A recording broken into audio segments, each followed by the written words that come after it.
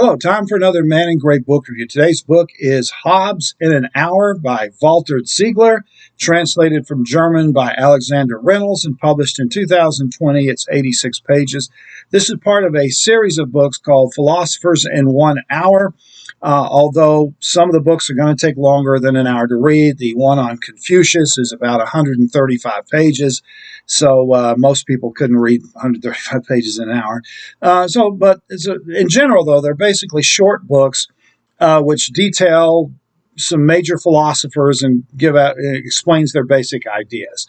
And in this case, we have the English philosopher Thomas Hobbes, who was born in 1588 and died in 1674. Thomas Hobbes is known to most people for his famous quote, "Life outside society would be solitary, poor, nasty, brutish, and short." He's also part of the inspiration between the Calvin and Hobbes comic strip. Theologian John Calvin and philosopher Thomas Hobbes were used as the names for the characters in that comic strip. Thomas Hobbes is considered one of the first modern philosophers. He's one of the founders of political philosophy, and he had a huge influence on the ideas behind capitalism. So, very important philosopher, very controversial both in his lifetime and even today because of his grim, pessimistic view of human nature. Hobbes basically rejected the Judeo-Christian tradition that humans began in paradise, the Garden of Eden, and then fell out of grace and, was forced to wander. His basic belief was that humans from the very beginning were basically psychopathic savages. That in the early days, primitive humans basically took whatever they could from others. They exploited not only nature and the world around them, but they exploited each other. They stole whatever they could get. They tried to maximize their own benefit, take all the land they could get, take all the property they could get, and there was constant war between each other. It was constant fighting between individuals. He basically said, another one of his famous quotes is, "Man is a wolf to man," that you're basically fighting amongst yourselves for power and control. And stability only arose when governments were established. When you start developing monarchies, kings, rulers, you developed police forces, judges, and prisons, and of course the death penalty. And that's what allowed society to become stable. No longer did you have people randomly looting one another or thieving from each other. They were held in check. Their baser instincts were held in check by the fear of police authority. People were afraid of being arrested and thrown in jail or executed, and that's what kept them in line. It wasn't interior altruism or religious faith. It was fear of punishment.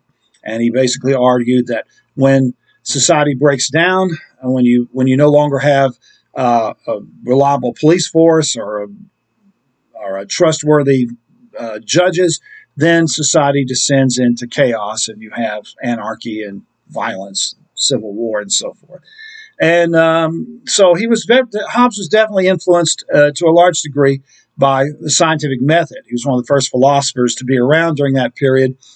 He worked for Francis Bacon, early English scientist and philosopher, and he actually met Galileo during his travels. So scientific method had a lot of influence on him. He came to believe that humans were subject to the same laws of science that objects were, planets and stars and various things, that humans behaved the same way, and that there wasn't a God manipulating anything.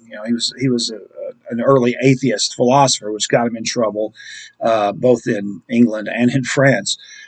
So he had a very grim view of society, but his belief that you needed a strong government with fairly enforced laws that were seen as fair, that were enforced, and that were judged fairly by judge, had a big influence on social contract theory, which of course had a big influence on the U.S. Constitution. The idea that you had to be a nation of laws, that laws had to be reasonable and they had to be enforced fairly, and without that you would have rebellions and revolutions and chaos and so forth. But one of the pieces of evidence that Ziegler uses to defend Hobbes's idea was the blackout that occurred in New York City in 1977, where a power failure led to a massive blackout for about 24 hours. And that night, there was massive looting when people realized that the power was out, burglar alarms weren't going to work. Huge numbers of gangs went out smashing store windows and just looting whatever they could, setting fires. Thousands of businesses were looted. Several people were killed. Police arrested over 1,000 people. And so Ziegler's saying, well, this is exactly what Hobbes predicted, that without the stability of police force, the whole place descends into chaos. But Ziegler also points out that this only happened in certain parts of New York City, primarily in the Bronx and in some poor neighborhoods in Brooklyn. The nicer neighborhoods, the island of Manhattan, there wasn't much looting at all. So it was mostly poor, disenfranchised people who took advantage of the blackout to steal things and kind of enrich themselves. And, in more recent blackouts, we haven't seen this widespread looting either. So you can kind of go back and forth on that. It's a really fascinating book. Thomas Hobbes was an important philosopher. He had a lot of influence on the way conservative politicians think. There's still, to this day, a lot of conservatives say that you need to be tough on crime. And we've had this whole argument about illegal immigration and the argument that you let people in without, while ignoring, if you don't enforce immigration laws and huge numbers of people come over, it degrades society and leads to more crime and so forth. This directly goes back to Hobbes's beliefs in society.